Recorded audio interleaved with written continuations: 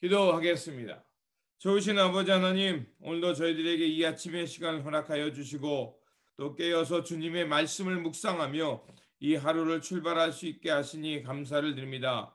하나님, 오늘도 우리에게 주신 이 말씀을 통해서 우리의 삶이 어디를 향해 나아가는지 알게 하여 주시고 또 우리의 삶의 모습은 생명을 존중하며 또 하나님께서 맡겨신 이 삶의 자리에서 거룩함을 유지하며 살아가는 우리의 삶의 자리가 되게 하여 주시옵소서.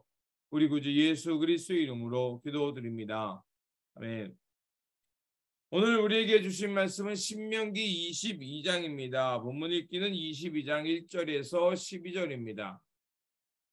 내 형제의 소나 양이 길을 잃은 것을 보거든 못 본 채 하지 말고 너는 반드시 그것들을 끌어다가 내 형제에게 돌릴 것이요. 내 형제가 내게서 멀거나 또는 내가 그를 알지 못하거든 그 짐승을 내 집으로 끌고 가서 내 형제가 찾기까지 내게 두었다가 그에게 돌려줄지니 나귀라도 그리하고 의복이라도 그리하고 형제가 잃어버린 어떤 것이든지 내가 얻거든 다 그리하고 못 본 채 하지 말 것이며 내 형제의 낙이나 소가 길에 넘어진 것을 보거든 못 본 채 하지 말고 너는 반드시 형제를 도와 그것들을 일으킬지니라. 여자는 남자의 의복을 입지 말 것이요 남자는 여자의 의복을 입지 말 것이라. 이같이 하는 자는 내 하나님 여호와께 가증한 자니라. 길을 가다가 나무에나 땅에 있는 새 보금자리에 새 새끼나 알이 있고 어미새가 그의 새끼나 알을 품은 것을 보거든 그 어미새와 새끼를 아울러 취하지 말고 어미는 반드시 놓아 줄 것이요 새끼는 취하여도 되나니 그리하면 내가 복을 누리고 장수하리라. 내가 새 집을 지을 때에 지붕에 난간을 만들어 사람이 떨어지지 않게 하라. 그 피가 내 집에 돌아갈까 하노라. 내 포도원에 두 종자를 섞어 뿌리지 말라. 그리하면 내가 뿌린 씨의 열매와 포도원의 소산을 다 빼앗길까 하노라. 너는 소와 나귀를 결의하여 갈지 말며 양털과 배실로 섞어 짠 것을 입지 말지니라.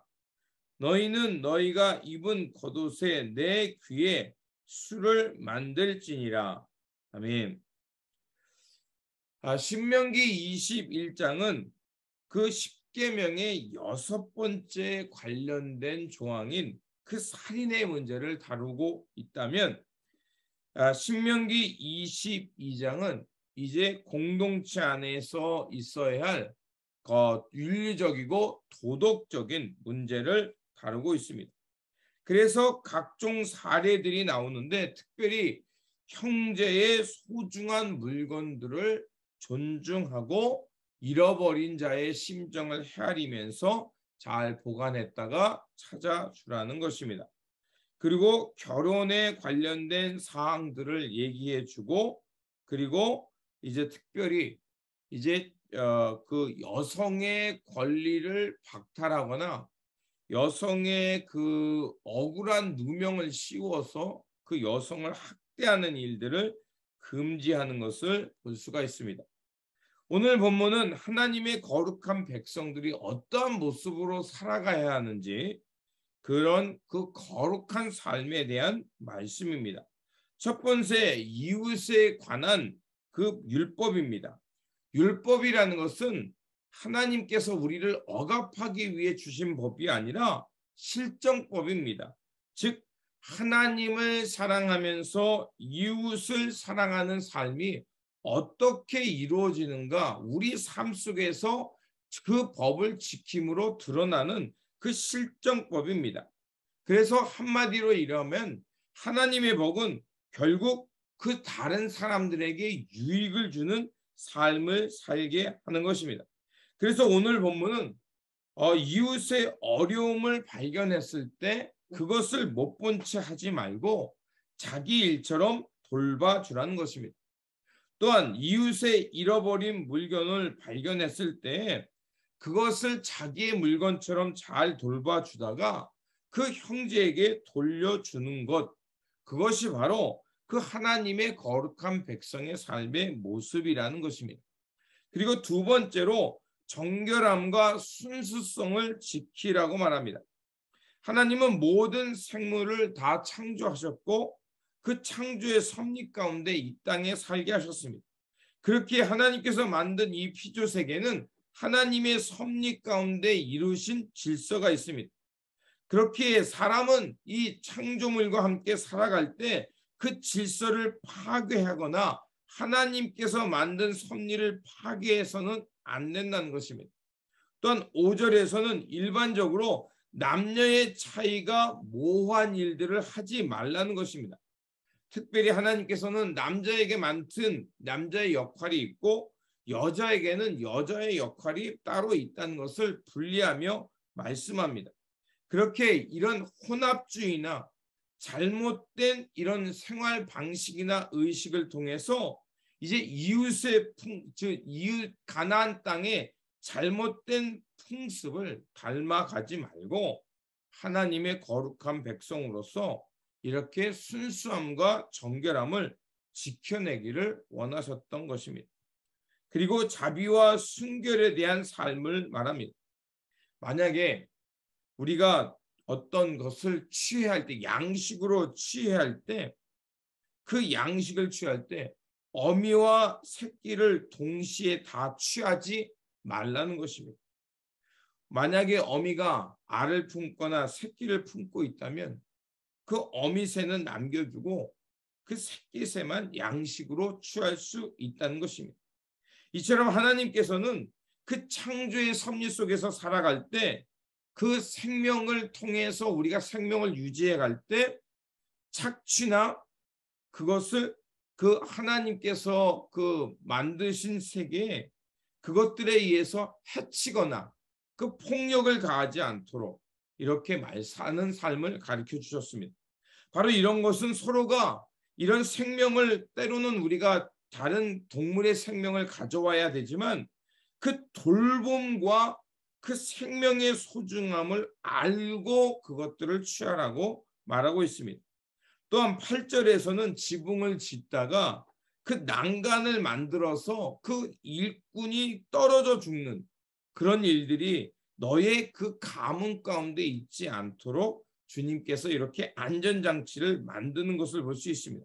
이것은 뭐냐면 그 사람들이 그 억울하게 죽임당하는, 요즘으로 말하면 그 생명을 존중하는 근로보호법 뭐 이런 것들이죠. 이런 것들을 통해서 그 일꾼들의 생명도 잘 지킬 수 있도록 이렇게 보호하게 했던 것입니다.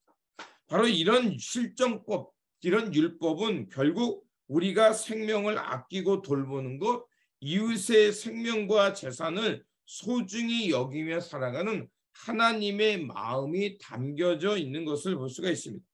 그 다음으로는 남편이 아내의 처녀성을 의심해서 억울하게 소송을 해서 그 아내의 자격을 박탈하는 그런 것을 못하게 했습니다. 또한 그 이후에는 그 성윤리와 성범죄에 대한 규례를 말씀하면서 우리가 그 살아가는 삶 속에서 성적인 타락을 하나님께서 엄중히 경고하는 것을 볼 수가 있습니다. 하나님께서는 모세를 통해서 그 율법을 주셨는데 그 율법의 기본 정신은 무엇이냐? 바로 하나님을 사랑하는 그 사랑이 이웃 사랑의 모습으로 드러나야 된다는 것입니다. 그것이 바로 하나님의 백성이 이 땅에서 순결하고 정결하게 살아가는 모습입니다. 그리고 혼합주의를 조심하게 했고 하나님께서 만드신 창조의 섭리와 질서 속에서 각자의 역할이 있음을 알면서 이렇게 구별된 삶을 통해서 혼합주의와 그 가나안 땅의 이방신들과 혼합해서 그 부정한 삶을 살지 않도록 했던 것을 볼 수가 있습니다. 또한 하나님께서는 성적인 윤리와 성적인 타락을 금하는 것을 볼 수가 있습니다. 왜 이렇게 하셨을까요? 바로 이런 부부간의 이런 행위는 바로 생명을 잉태하는 거룩한 행위로 보았기 때문에 그런 것을 볼 수가 있습니다. 이처럼 하나님께서는 창조의 섭리와 질서, 그 속에서 신앙의 순수성과 생명을 보존하고 아끼는 삶을 살아가도록 했던 것을 볼 수가 있습니다. 바로 하나님의 거룩한 백성, 또 하나님의 말씀을 가졌다는 것은 이렇게 하나님의 창조의 섭리를 깨달아 사는 것이고, 그리고 하나님의 언약 백성답게 이웃을 사랑하고 이웃에게 덕과 유익을 끼치는 삶으로 살아야 됨을 우리에게 말해주고 있는 것입니다. 그러므로 하나님의 언약 백성답게 하나님을 사랑하고 이웃을 사랑하는 모습으로 우리 삶 속에서 이웃에게 덕과 유익을 끼치면서 하나님의 백성다움, 하나님의 거룩함을 드러내며 살아가는 저와 여러분들이 되시기를 주님의 이름으로 축원드립니다. 기도하겠습니다. 거룩하신 하나님, 이 세상 가운데 하나님의 거룩한 백성으로 살아갈 수 있도록 구별하여 주시니 감사를 드립니다. 하나님 사랑이 곧 이웃을 향한 사랑의 실천임을 알게 하여 주시고 그들에게 유익과 덕을 끼치는 삶으로 거룩하고 복된 삶을 살게 하셨습니다. 그러하오니 우리 사회가 점점 각박해지고 어두워져 간다 할지라도 하나님의 귀한 말씀의 자녀답게 우리가 먼저 희생하고 목숨을 아끼며 또 주님께서 보여주신 그 은혜와 섬김의 사랑을 실천하며 살게 하여 주시옵소서. 그래서 우리의 이웃들에게 덕과 유익을 끼치며 하나님의 거룩한 백성으로 살게 하여 주옵소서. 우리 구주 예수 그리스도의 이름으로 기도드립니다. 아멘.